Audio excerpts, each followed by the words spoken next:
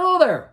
When I made a new episode back in February 2024 about some new action figures that were released over the winter months, I did not know if there would ever be more figures added to this series or this collection. Well, I guess I didn't need to worry because some more have been released this summer. Let's go through them, shall we?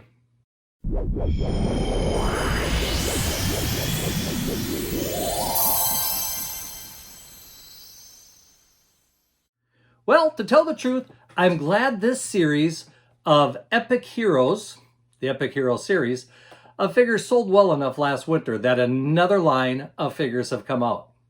I have been able to pick up quite a few of the new ones, but I don't know if I have them all. I have not been able to find a checklist on these things. And speaking of checking things, I'd really appreciate it if you would check that like button down below. And if you haven't subscribed yet, please subscribe to the channel. I do appreciate it, and it does help YouTube dish this video series out to other people. Like I said in the previous video, these are 4-inch action figures. So they're just a little bit taller than the vintage collection that we all know and love. Well, the first series of figures pretty much dealt with the Mandalorian TV series. As you can see, we got the Mandalorian and Grogu. We got Luke and Ahsoka, who made guest appearances. We also have Sabine Wren and Paz Vizsla over here. And then they surprised us a little bit and put in Darth Vader and a Stormtrooper. So 2 that were not part of the Mandalorian TV series. Well, with the new collection here, they still pretty much stuck to the Mandalorian TV series. But they did add one more figure that was not part of that show. So let's go through these and see what they added to the Epic Hero series. The first one I got to show you is actually a 3-pack, and as you can see, it is in a box. We all know how I feel about that. But as far as what is in this box, it is definitely from The Mandalorian, because it contains Paz Vizsla, a Mandalorian warrior, and Axe Wolves. So 3 good figures to add to the series, to tell the truth. And when I look at this a little closer, I kind of compared the picture of Paz Vizsla here to the Paz Vizsla action figure from earlier, and it looks like it is pretty much the same figure. So that figure looks like it has been re-released as part of this set, but it still has 2 new figures with it. And those figures, from the looks of the box, do look pretty good. Now, one thing about this series of figures is the articulation is down. There's only probably about 5 points or so of articulation with the series, unlike the vintage collection, which probably is closer to about 15. That's one reason these can be less expensive. For example, with this particular one, I got the 3-pack for $19.99, so 20 bucks. I would be willing to bet within a year these are going to be 20 bucks, the way Hasbro's been raising the prices of these things. A very nice start to the new series collection. If we want to call it Series 2 or not, I'm not sure what to call it. We'll call it Series 2. How about that? Now, the next one is a nice addition to the Mandalorian collection, and that is Moff Gideon. So we now have a villain from that series. And when we look at Moff Gideon's figure, it's a pretty good likeness of Moff Gideon. Like I said, the articulation, basically we have a head turn, we have shoulder movement. I do not think there's any elbow movement in this. And then we've also got movement at the hips. The helmet looks really good. I like the horn helmet there. And we have a very simplified electro staff that he carries with him. And the cape that he is wearing looks like it is a vinyl cape that is removable. So there, the first of the single action figures for Series 2 of the Heroes collection. The next one is Bo-Katan Kryze. And when we look at this figure, we can see it's actually a really good figure of Bo-Katan. I like the helmet. They did a very nice job on the helmet. And she does come with a pistol and a lightsaber. So seeing that they have Bo-Katan now, plus Moff Gideon, we can relive the epic battle from Series 3 of The Mandalorian. The third one we have here is Darth Maul. Now, Darth Maul was not part of the Mandalorian series, so I think this is an expansion to go along with Darth Vader and the Stormtrooper here. And as we look at Darth Maul, he does come with his red double-bladed lightsaber. Very good facial sculpt of Darth Maul here. And of course, what he's wearing is his basically black robes and attire. It's a really good figure. I do like this one. Almost tempted to open this one and take a look at it. But before I do, I got to show you one other thing, because there is a second Darth Maul.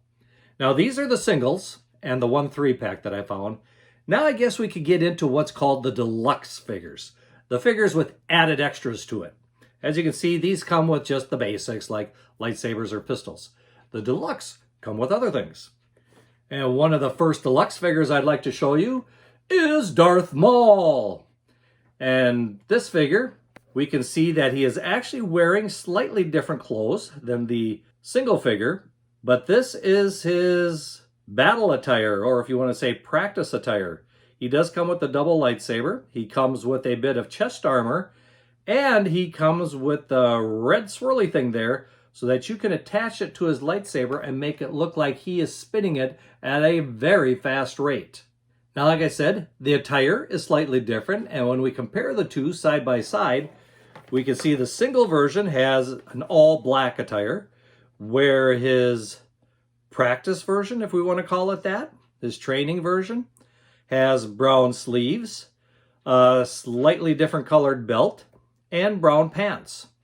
The head sculpt looks pretty much the same, and actually the arm sculpts look the same, just different painted, and the same with the belt. So I think it's a really good deluxe figure of Darth Maul. Let me know in the comments what you think about it. The next one I have here is a deluxe, and I'm not sure if this is part of the new series or if it was one of the old series that I missed. And it is Boba Fett. So once again, we're back into the Mandalorian show. With this Boba Fett, he does come with his backpack, which does seem to fire a missile. He also has flames for the backpack and a nice big rifle to go along with it. And actually those flames are actually coming from his wrist guards. So a really nice figure. I like this one. Unfortunately, I ordered it from Amazon, and I can't blame shipping on this one because this was crushed to fit into the box.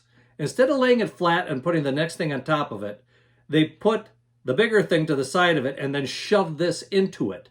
I have a very bent up card, as you can see, for my Boba Fett.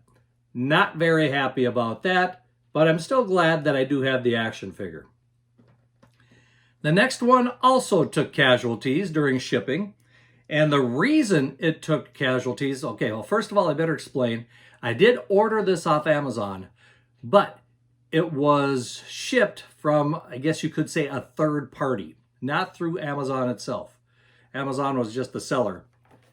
And look at how that one is all bent up.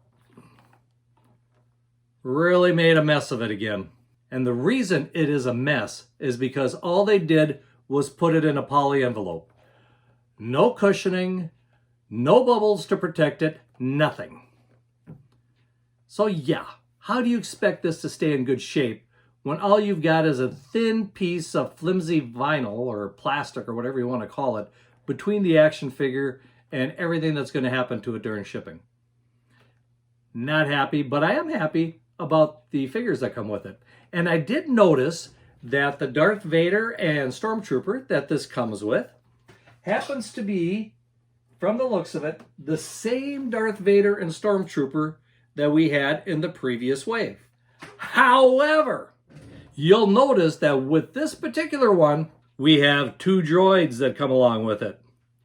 We have the mouse droid and we have the interrogation droid. So even though it's two figures that we had before in this pack, we gain two droids to go along with it. So I think it makes it a worthwhile deluxe pack to get. Usually that's the only way you can get these little droids, is by buying a pack. The last one of the deluxe figures happens to be Moff Gideon and Bo-Katan. Yeah, and when I looked at these, they're the same figures that are single here. At least they look like they're exactly the same. The difference here is now we have the backpacks for both of them, and we have the fire shooting wrist guard that Moff Gideon can wear. So yeah, just like the Darth Vader and Stormtrooper, we get a few extra accessories with the multi-pack that we did not get with the single packs. So it is kind of nice to be able to expand the accessory line a bit. I just wish we didn't have to buy the figures again to get those accessories. This one I'll forgive, but to buy it again just to get the backpacks, that to me is a little chintzy. Now there is one more figure, and actually it's more than a figure, it's a ship. I think this is the first ship in the line for the Epic Hero series. So let me kind of move these off to the side just a little bit and show you what that ship looks like. Now I saw this ship in Walmart, and that's where I bought it. I have noticed that it's also on sale online. But it is the Mandalorian's N1 Starfighter. So a pretty big ship when you consider that these are 4-inch action figures. Is it actually scaled like real life type scale? No, it's a smaller version of it. But it's still a big enough ship to not only fit the Mandalorian in it, but you can also fit Grogu in it. And wouldn't you know it, Grogu and the Mandalorian do come with this ship. In fact, I took a look at those two, and they seem to be the same two action figures that we had in the last wave. So it's kind of a, you could say just a bonus that you get some figures with the ship. Let's face it, we're buying this for the ship. We're not buying this for the action figures. When we look at the ship, we can see the coloring scheme is pretty sparse, pretty spare. Not a whole lot of coloring to it, very minimal. But one nice thing is that if we look at the back, the missiles do fire, so we can have a little extra fun with the missiles firing. The cockpit does slide when you put the action figure into the cockpit, and it does look like a pretty good ship for what you're getting. How much did I pay for the ship? Well, I paid about 35 bucks.